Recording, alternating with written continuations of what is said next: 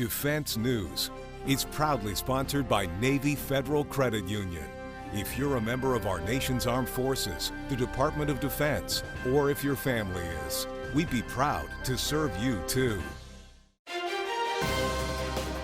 On this edition of Defense News Weekly, we'll see the Navy fire its newest missile, take a look at the hardware displayed by China at a huge parade, and see some future technology for the Marine Corps, with in-depth interviews, up-close video, and leading analysis.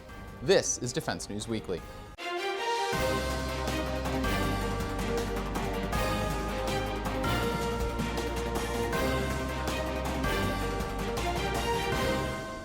Welcome to this week's edition of Defense News Weekly. I'm Jeff Martin.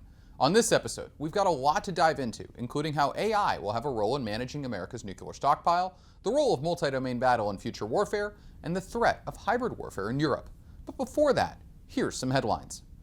The U.S. military has a new chairman of the Joint Chiefs of Staff as Army General Mark Milley took over this week from Marine General Joseph Dunford at a ceremony on Fort Myer. Milley was previously the Army's Chief of Staff and is the 10th Army General to hold this post.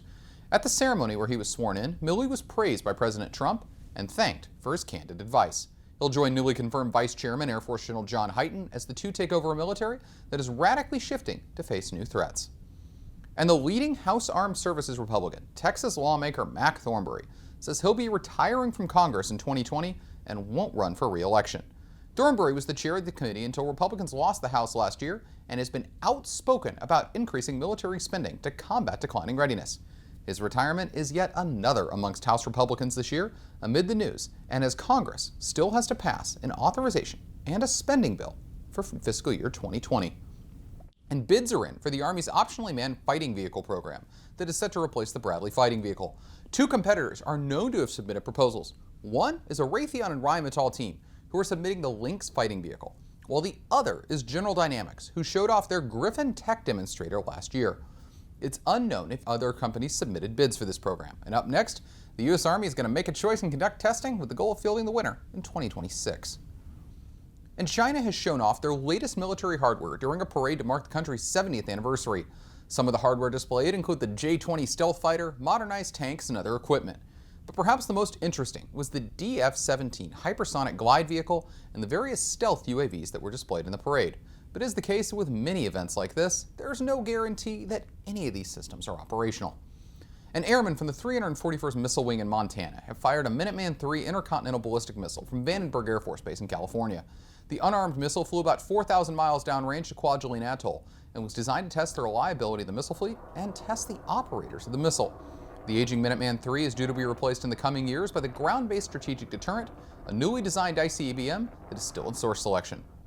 And check out this video of the Independence-class littoral combat ship USS Gabrielle Giffords launching the Navy's new naval strike missile during Exercise Pacific Griffin off of Guam. The NSM is built by Raytheon in Kongsberg and provides a huge capability increase to the Navy, particularly to the LCS fleet. The Giffords is the second LCS to deploy to the Pacific this year after maintenance issues had plagued the type for years. The NSM, though, is expected to be fielded by many more ships across the Navy's fleet. And Bell has unveiled their entry in the Army's Future Attack Recon aircraft program known as FARA, introducing the 360 Invictus in an event in their Washington area office. The Invictus is based on existing tech from Bell's 525 helicopters and is expected to hit the Army speed requirement of 180 knots. The aircraft will be powered by the Army's ITEP engine and will have lift-shearing wings as well as an integrated weapons launcher to reduce drag. Bell is one of 5 companies that are competing to be selected to build a prototype for this competition. And the U.S. Marine Corps is set to replace their aging amphibious assault vehicles with the new BAE Systems Amphibious Combat Vehicle, which is a huge increase in capability for the Corps. So at the Modern Day Marine Exposition in Quantico recently, Todd South broke down what the ACV can do. So about 2 years ago, BAE Systems won a contract to create the Amphibious Combat Vehicle. It's the replacement for the Amtrak, which has been in service since the early 1970s. They've got a bunch of variants they've been working on. One's a command and control, they've got a personnel carrier, they've got a recovery vehicle, and a guns vehicle, which is going to have a 30mm cannon and potentially a 40mm cannon in the future. However, at this year's Modern Day Marine, Right behind me is the anti-tank variant. It has loitering munitions launched from kind of a drone platform. Basically, they fly up, they kind of hover around, and they can strike a vehicle, especially from the top, a vulnerable point for a tank. They also have, of course, the Javelin missile, which can be shoulder-fired, but there's a lot more protection for the Marines inside when they can just fire it from the platform without leaving the vehicle. So this new amphibious combat vehicle has a lot of options. They're trying a lot of different experimentation, and these weapons platforms give them a whole new set of tools to use against tanks and other formations. And to use those weapon systems, they have to be able to see their targets. So they use the Crow's J system, which can elevate on almost an antenna-like platform, see over obstacles, see over the horizon even, to shoot off those missiles, shoot those guns, and hit those targets. Reporting from Modern Day Marine, Todd South. And it's no secret that the U.S. Army will buy the Israeli Iron Dome air and missile defense system. So that's led the Marine Corps to be interested in acquiring it as well. Here's Sean Snow's report on what that could mean. So during the wars in Iraq and Afghanistan, the Marine Corps really didn't have to worry about air threats or drones. That's kind of all changed now with rising adversaries like Russia and China. Even ISIS militants across the globe have been able to weaponize small commercial drones. So the Marine Corps is scrambling now to field various counter-drone systems to take on those new air threats. Behind me is a potential system that the Marine Corps has expressed interest in. It's called the Sky Hunter. In Israel, it's known as the Iron Dome, and it's built by Raytheon. Raytheon's Iron Dome system has been successful in Israel, knocking down small drones, rockets, mortar systems. It has a nearly 90% success rate, has shot down nearly 1,700 targets since 2011.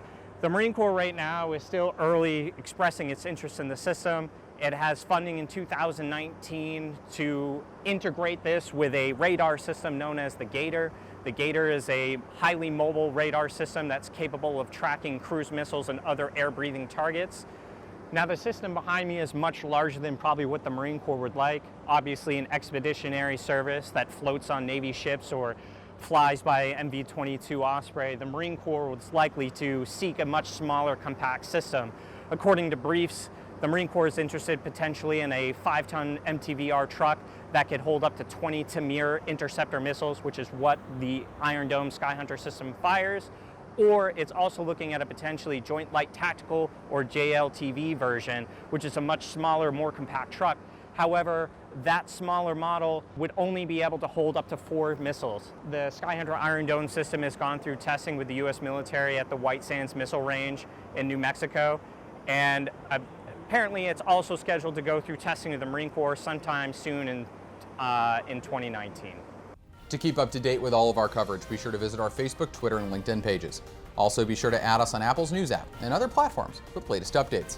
And when we come back, we'll look at the threat of hybrid warfare and the role of intelligence in that sphere. Lieutenant General Karen Gibson is the Deputy Director of National Intelligence for National Security Partnerships and was recently a speaker at the Defense News Conference. Following her panel, she sat down with our Europe editor, Sebastian Springer. Here's a look. General Gibson, thanks very much for being here. You spoke earlier about the need to improve open source intelligence collection and analysis. Why is that so important in the hybrid warfare space? Well, I think it's important in any kind of warfare, frankly. On my most recent deployment in Iraq and Syria for the Defeat ISIS mission, I could cite examples where we used open source for force protection, threat warning, situational awareness, situational understanding, queuing sensors, BDA, target development. I think it has application across the continuum of conflict, not just for hybrid warfare. But in particular, I think for hybrid warfare, as we are looking at how an adversary may be trying to obfuscate what they're doing, or the kinds of disinformation that they may be putting out into the information domain, it's very important for us to be able to trove through all of the information that's available either in open source, in publicly available information, or in commercially available information, and infer knowledge from that wealth of data. And I think one of the key things about this is because it is, by definition, open, public, or commercially available, that data is also available to all of our adversaries. And so the advantage will go to the nation, the service, the organization, or the agency that's most rapidly able to infer knowledge from that wealth of data. And those are areas where we lag in terms of tools, tradecraft, architecture, policy. And I think there's a great deal that we still need to do to mature our efforts to infer knowledge from openly available information. Do you believe that the U.S. government, there's an element of exposing, of biting onto the wrong type of information? Is it easy for an adversary to mislead that way? Certainly, I think so. I think, fake news used to be a unique thing, but I see it at play across the spectrum. And in fact, one of the first things I look at when I hear a report from open source that a certain activity has occurred in an area, say, northwest Syria, or perhaps it's an allegation against Iran or Israel, I look to see, what kind of organization put that out. Is that a Kurdish-affiliated newspaper? Is that a Turkish-provided news source? Is it Al Arabiya? Is it Al Jazeera? And understanding, in the same way that you do for human intelligence, you have to be able to assess the veracity of the source. Are they trying to influence as well as inform? It's important to understand the source and perhaps their bent, that maybe where that open source information is coming from. Mm-hmm. It needs to be treated like an intelligence discipline, and it cannot be taken at face value necessarily. Mm-hmm. And is the U.S. government set up to do that, or is there? Well, certainly, as I said, there's a lot more that we need to do to mature that effort. DIA, the Defense Intelligence Agency, leading the defense intelligence enterprise in terms of maturing our open source intelligence capabilities. And the services are also working hard in conjunction with the Defense Intelligence Agency to bring some of that structure and maturation to it as a real discipline. But our efforts there are decades behind what, say, for instance, the National Security Agency has been doing with signals intelligence. And so, I think it's fair to expect that we would not be as prepared with open source to provide all the intelligence information we'd like as we are with some of the traditional technical disciplines that NSA or NGA may be responsible for. Mm-hmm. I think another distinction here with open source, and in particular over the last decade, and probably even more so in the future, is that these are areas where commercial capabilities are available. If you look at, say, what Amazon does, or Alibaba, or Cambridge Analytics, what people are able to do with vast quantities of data, a need to work closely with Silicon Valley and other commercial developers and purveyors to be able to harness and use those capabilities that are already commercially available. We shouldn't need to start from scratch with all of it, but we do need to find ways to develop our own and hone our intelligence analytic tradecraft to deal with that kind of data, as well as some of our policies. Mm-hmm. And here you're talking about the quantity of data, making sense of the quantity of data. Yes, absolutely. Mm-hmm. At the end of all of these efforts, there's a very human component to all of this. And when the suggestion is that you infer intent of people, which I think is a problematic proposition. That's the classic challenge, I think, of the intelligence community. Whether you are assessing whether the movement of tanks or anti-satellite weapons or missiles, what is the intent? Is this truly hostile? Is this the start of war? Is this an exercise or maneuver? Is this meant to message? Is this meant to deter? Is this a demonstration? So I think that's a classic problem for the art of intelligence. I would say, I think one thing that I've struggled with as a J2 in several assignments is looking at my adversary's information operations with the same level of detail that we do to monitoring missile developments or naval activity or air activity. And it is often an afterthought, but I think when we look at what an adversary is doing to message various communities, that can give us some indications of what their intent actually is. And unfortunately, it's something I haven't always done as well as I would like to do. Coming up, we'll find out the role artificial intelligence could play in managing the U.S.'s nuclear stockpile. On this week's Money Minute, Navy Federal Credit Union personal finance expert Jeanette Mack offers her latest tips. About 95% of Americans have cell phones. Add to that the fact that nearly half of all phone calls are scams. That means you're likely to be targeted. So how do you deal? Just staying alert can help. Scammers are always coming up with new tactics. They may call you and impersonate your bank or credit union or pose as a government agency. They're also known to call from numbers that have the same area code as yours. So if you don't know the number, don't pick it up. If you're not sure, be aware the caller could be recording your voice to steal your identity. So listen first. Don't say anything. If the caller is not for you, hang up right away. There are proactive ways to combat scammers using your phone. Sign up for text or email alerts on your cards and accounts, so you're quickly warned of any unauthorized activity. Remember, if you think you're a victim of fraud or identity theft, call your financial institution right away so you can take action together and secure your accounts. Thanks, Jeanette. We'll see you next time. To get more defense news coverage, be sure to visit our website at defensenews.com and subscribe to our early bird brief, delivered to your inbox every weekday morning to get you ready to start the day. And coming up, we'll find out the role that artificial intelligence could play in managing the nuclear stockpile. What exactly are multi-domain operations, and how is NATO working to incorporate and train for them? At the recent DSCI trade show in London, our executive editor Jill Itoro talked with the recently retired deputy at NATO's Allied Air Command to talk through that problem.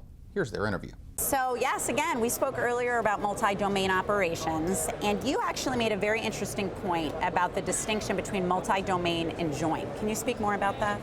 I think, as I said earlier, the challenge is, I think, trying to describe to people what actually multi-domain operations entails and what is the difference between what we consider technically as joint operations today and where the ambition is for the future in terms of multi-domain. Clearly, once we've got the ability to articulate that probably more clearly in a conceptual basis, we can start, certainly within the NATO alliance, sharing some of the ideas and the development thoughts about how we might deliver that for the future. Yeah, and I feel like it's a global challenge to truly define what is meant by multi-domain. So in your best words, tell us what is meant by multi-domain. Well, it is, and I think it's that ambition, that progression beyond joint. But it's not just in terms of the interoperability and the delivery of effects using specialized networked capabilities, but it's also in the C2 realm. You know, how do we do C2 more quickly, more better, more integrated? So we talk a lot about automation of effects. How do we automate some of the orchestration of warfare in the command and control aspects? Some of those challenges that make that sort of difference between simply integrating and synchronizing joint operations to truly operating across and within the domains, so that in some cases we can leverage effect in one domain by using effects delivered in another. And I'm excited to be speaking to you. You have a long history, of course, with the Royal Air Force. You then also spent quite a bit of time as a deputy commander over at NATO's Air Combat Command. You know, we speak about multi-domain from the service level, multi-service level, and then it's the global level we have to consider. So how do we manage, you know, different hierarchies, different processes in terms of making this happen? And I mentioned earlier, you know, we've seen some of the early conceptual work coming out of each of the individual services, both in the US, the UK, and the other nations.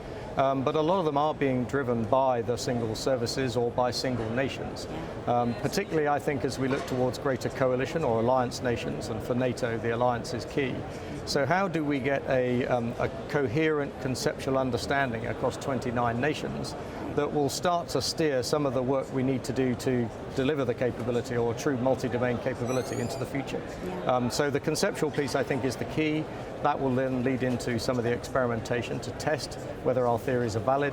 And as we test them out, we can then start to get a better idea into some of those other lines of development. And we mentioned some of them earlier, not just capability, networks, people and training, some of those other aspects which are just as important, I think. Yeah, and speaking of people, I mean, there's, as I mentioned before, each individual service has hierarchies in place. They have processes in place. They have technologies in place that aren't necessarily shared with other services or other nations. How do you, I know that's the ultimate challenge, but how do you begin tackling that?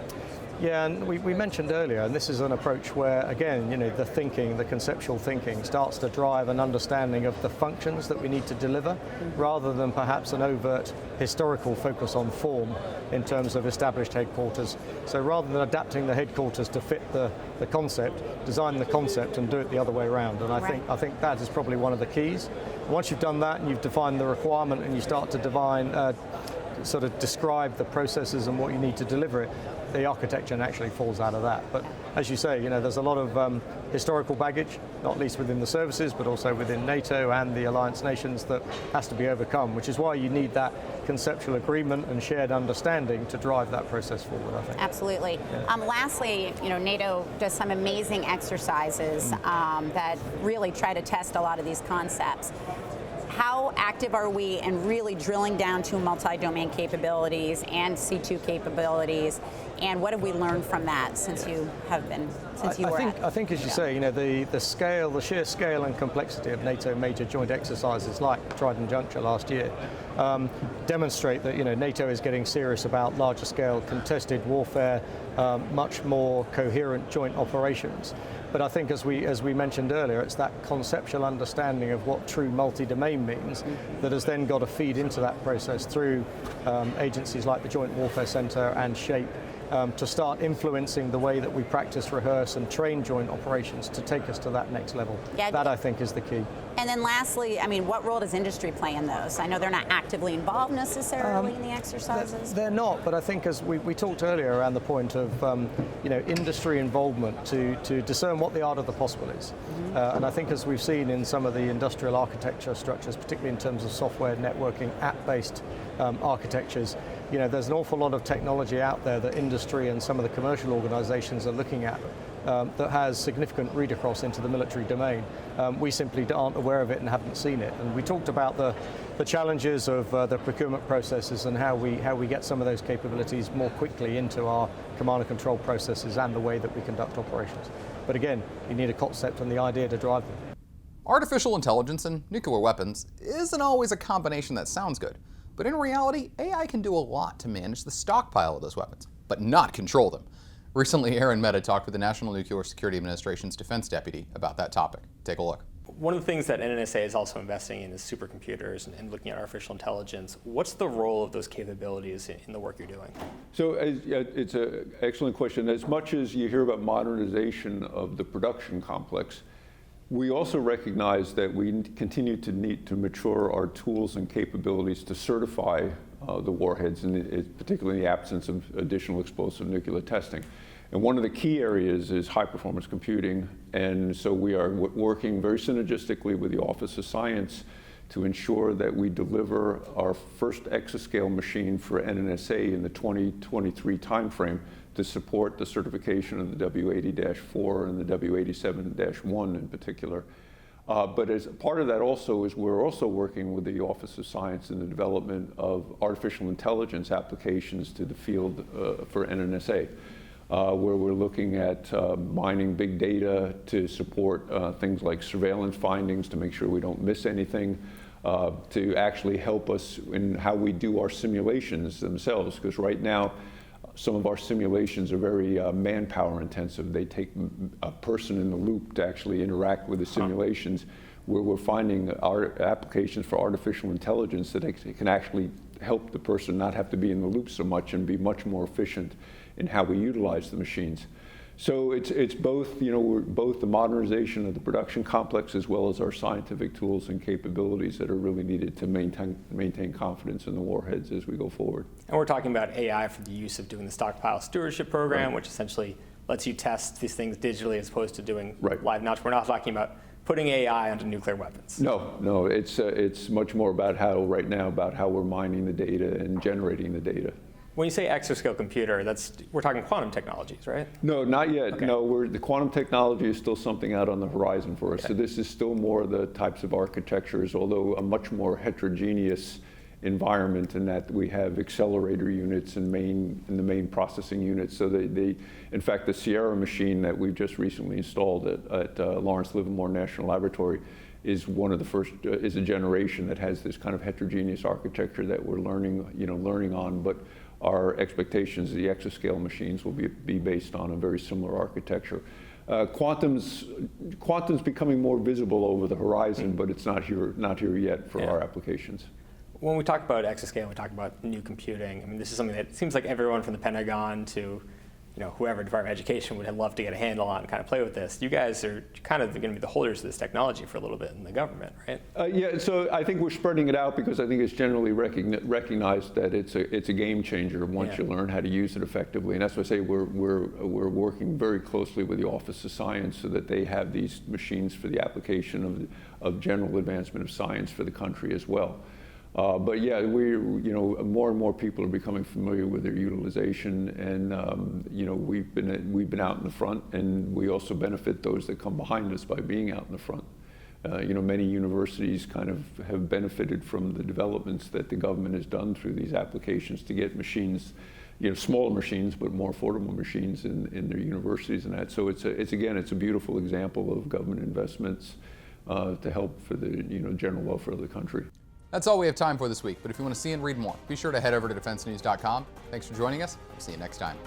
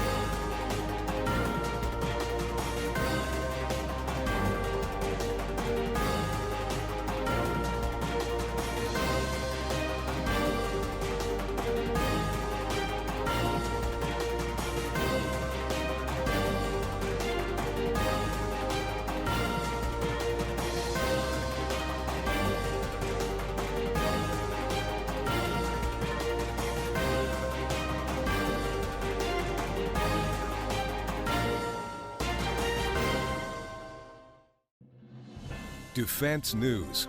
It's proudly sponsored by Navy Federal Credit Union. If you're a member of our nation's armed forces, the Department of Defense, or if your family is, we'd be proud to serve you too.